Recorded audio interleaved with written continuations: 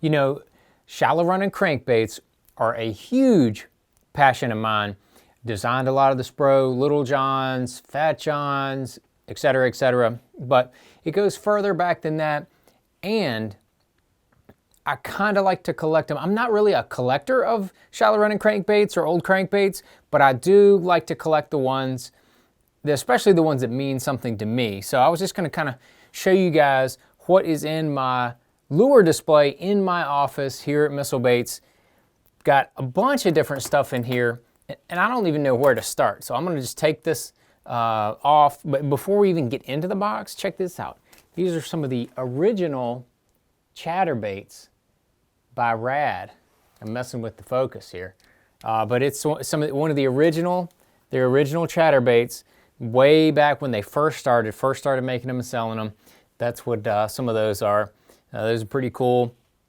They obviously they still catch fish, but as we open this bad boy up, kind of my centerpiece is this guy right here. I'm going to take it out and show it to you. This is the original first model I ever got for the Little John when we were looking at doing size samples. The bill angle is still not even exactly the right of what we ended up going with. And yeah, this is the they sent 2 of them, but these are the original. They're solid. They're solid. And look, the hook hanger is sideways. I didn't end up going that way sideways on the belly hook, but I did go sideways on the back hook. So that's the original model, the original body for the very first model I got on the SPRO Little John. And you can see it visually, it pretty much looks the same now. And then, next to it, I've got some other fished Little Johns right here. These are just some ones I fished over the years. And then right here just next to it is an old creek chub that I got from an old lady that was selling her husband's fishing tackle who passed away. And I made her a nice offer, and had everything labeled. I mean, this is pretty crazy. The creek chub, it was made in Garrett, Indiana, and that's the bait that the world record largemouth bass was caught on down in Georgia many moons ago.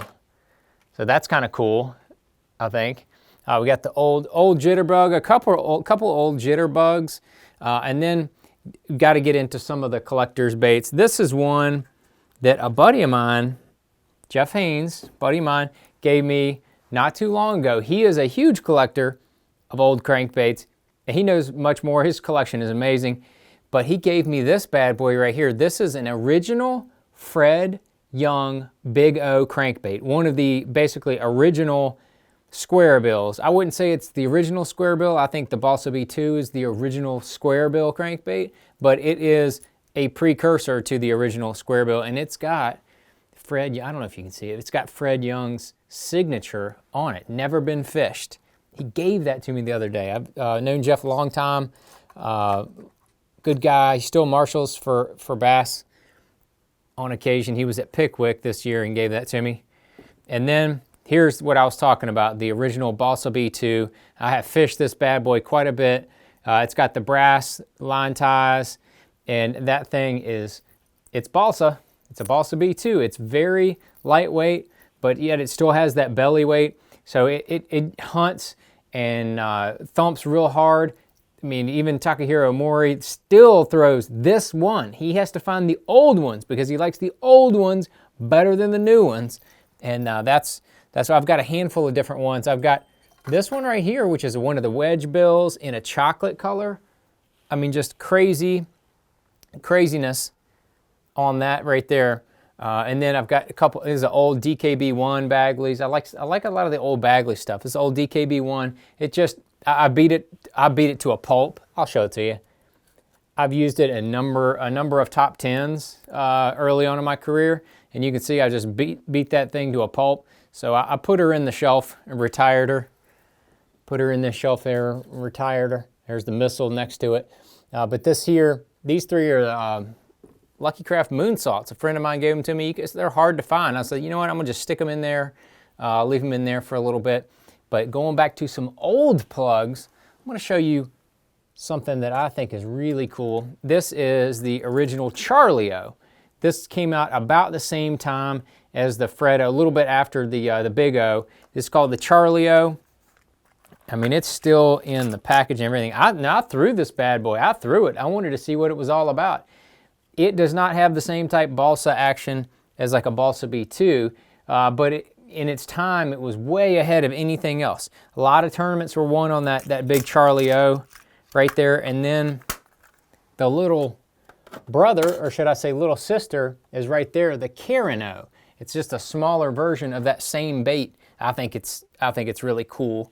And then I've got a couple Bomber 7As, the old ones. Those are pretty cool. And then this is something a friend of mine gave me. This is a Silver Buddy.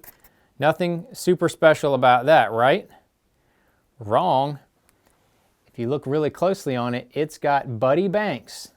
The guy that invented the Silver Buddy, Buddy Banks, actually signed it by etching his name in it. He wrote Silver Buddy on one side, and then he signed Buddy Banks on the other.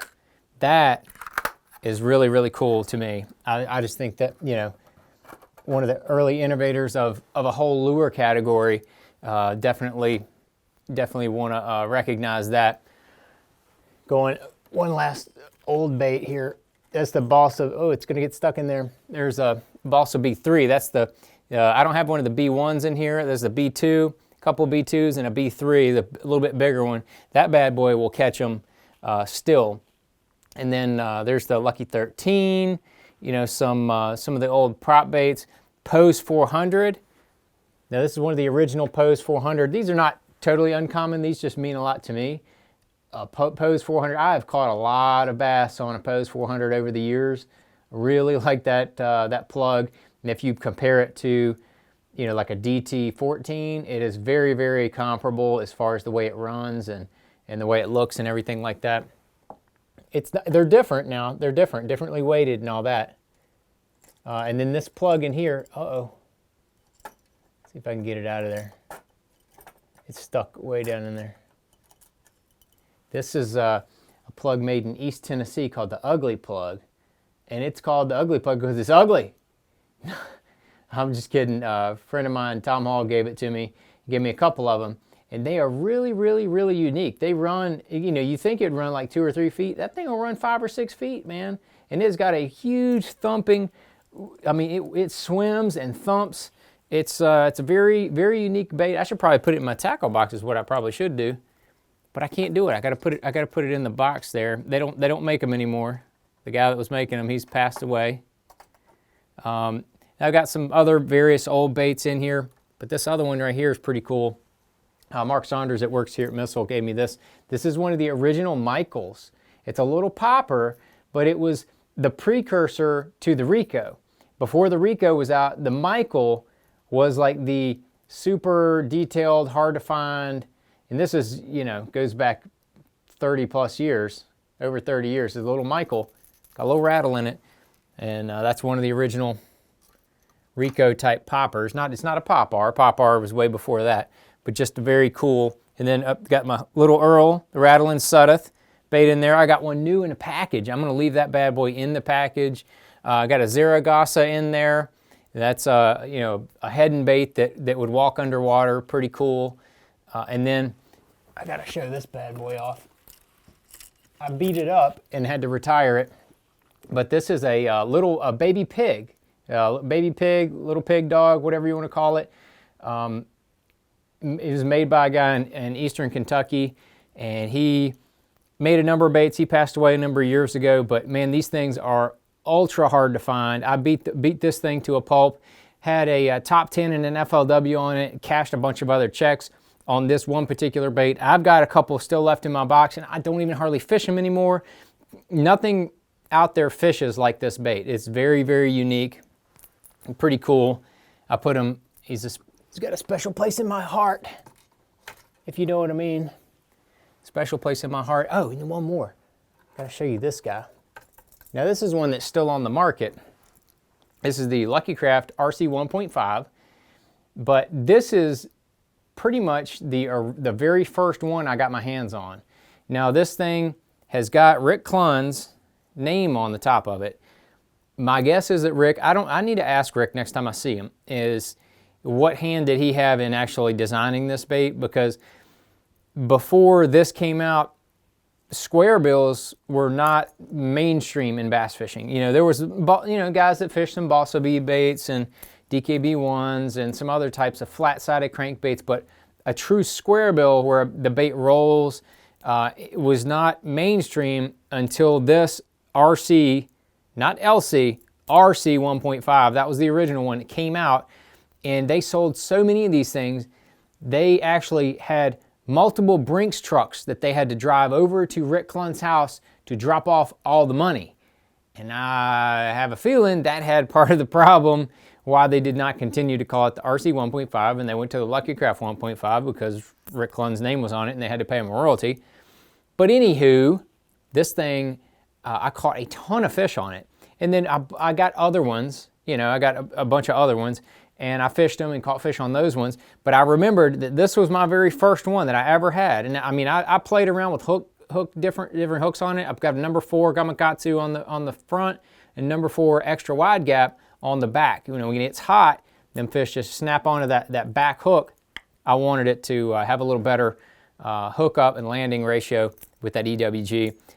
I played around with all kind of different things with crankbaits and hooks in the past, but anyway, I remembered this was my very first one, so I wanted to put that in there because it's kind of the start of the modern square bill era, this bait right here. So that is a cool bait. It means a lot to me, and I'm gonna get more and more different baits as time goes on. I've got a few other ones. I'm not even, old hellbenders and stuff like that. Not going to go into every single one. I've got some special made autism baits in here, 3 of them, two autism and then one just special by Billy Herndon. A friend of mine lives down in Southern Virginia. He hand makes all these baits, paints them and everything. Beautiful, beautiful work. Very cool. But anyway, all kinds of cool baits that I have here on my display. If there's something you think I need to put in here, let me know. Oh, I've got the original, I skipped over that guy. That's the original Little John XL, the first prototype I've got of it, and then there's the production when I put them kind of side by side, just for fun. But the XL is a bad dude, and I'll be throwing it at Lake Fork here soon. But it's a good bait. And so these are all the baits that kind of mean something to me, kind of special. If there's anything you think I need to put in there, let me know. Drop it down there in the comments. And as I get more baits, like I got the Fred Young Big O, I'm going to keep putting them in there, and I may end up culling other baits that don't have the same amount of meaning to me out of this bad boy right here. But that's my little collector's office display of crankbaits. I think it's pretty cool.